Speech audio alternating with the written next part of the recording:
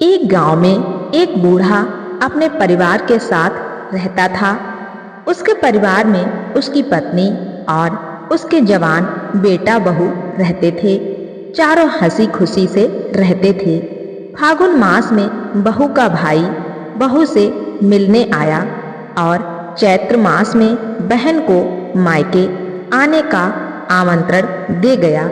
जब चैत्र मास आया तो ससुर अपनी बहू को पहुंचाने उसके गांव गया। बहू के मायके वालों ने ससुर को भी बहुत आदर सत्कार करते हुए कई दिन तक रोक लिया। इस बीच ससुर के गांव में महामारी फैली और पूरा का पूरा गांव काल कवलित हो गया। एक भी व्यक्ति जीवित नहीं बचा। जब ससुर और बहू अपने गांव लौटे तो वहां का दृश्य देखकर वे दोनों रो पड़े।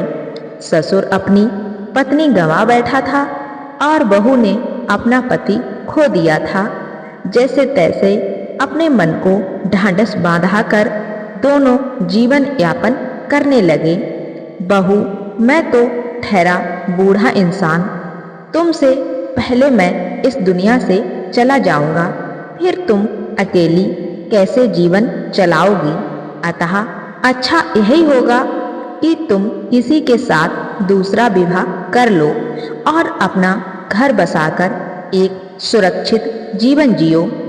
ससुर ने एक दिन बहू से कहा, ससुर जी, मैं भी चाहती हूँ कि मैं विवाह कर लूँ, लेकिन मैं आपके साथ विवाह करना चाहती हूँ। बहू ने कहा, तुम्हारी मति मारी गई है क्या? ये क्या बक रही हूँ? ससुर ने बिगड़ कर कहा, नहीं, मैं तो सोच समझ कर कह रही हूँ। आप ही सोचिए कि इस गांव के आप ही एक व्यक्ति बचे हैं। मैं तो यहाँ की बहू हूँ।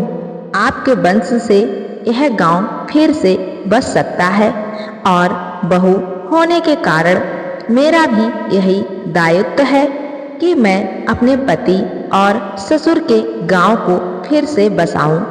यह सब तभी संभव है जब मैं और आप एक दूसरे से विवाह कर लें। बहू ने ससुर को समझाया, तू तो बौरा गई है। मान लो मैं तुमसे विवाह कर भी लूं तो लोग क्या कहेंगे? ससुर ने कहा, कहने को अब इस गांव में बचा ही कौन है, और फिर गांव की भलाई के लिए किसी का कुछ कहा भी सुनना पड़े तो मैं सुनने को तैयार हूँ। आपकी भी यही भावना होनी चाहिए। बहू ने कहा, ठीक है, इस गांव में कोई नहीं बचा है, लेकिन आसपास के गांव में तो सब बचे हैं, वे क्या कहेंगे? ससुर ने कहा, आसपास के गांव वालों को इतनी फुर्सत नहीं है कि वे हमें कुछ कहें, और रहा प्रश्न मेरे मायके वालों का, तो वे मेरे निर्णय पर गर्व करेंगे। बहू अपने निश्चय पर अटल थी। अच्छा, ये सब छोड़, चल भोजन परोस दे, मुझे अभी दूसरे गांव जाना है। ससुर ने बात टालते हुए कहा और हाथ धोकर भोजन करने बैठ गया। बहू समझ गई कि ससुर के मन में यदि कोई हिचक है तो वह लोगों के कहने सुनने की, इसलिए उसने ससुर के मन से यह हिचक निकालने की ठान ली।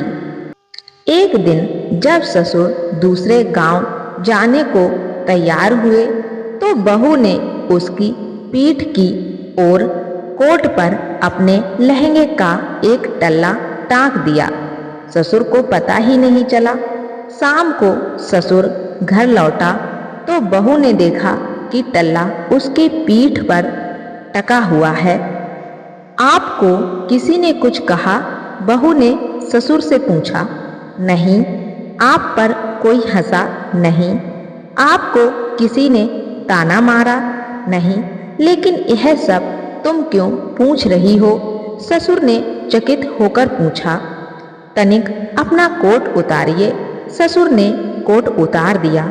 तब बहू ने कोट पर टका हुआ टल्ला दिखाते हुए कहा, देखिए, मैंने आपके कोट पर यह टांक दिया था। आप दिन भर इसे पहने हुए घूमते रहे, लेकिन आपसे किसी ने कुछ नहीं कहा, क्योंकि उन्हें इससे क्या मतलब कि आप ऐसा कोट पहनकर क्यों घूम रहे हैं। हो सकता है कि यह आपके गांव का रिवाज हो, लेकिन तुमने ऐसा क्यों किया? ससुर ने चकित होते हुए बहू से पूछा।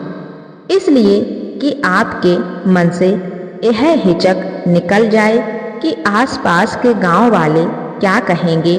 हमारे यहाँ हर गांव अलग पहाड़ों पर बसा है, सबकी अपनी कठिनाइयाँ हैं। उनसे भयभीत होने अथवा हिचकने की आवश्यकता नहीं है।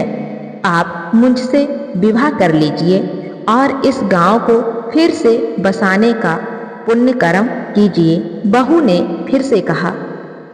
बहू के इस सप्रमाण तर्क के सामने ससुर को झुकना पड़ा और उसने अपनी ही बहू के साथ विवाह कर लिया।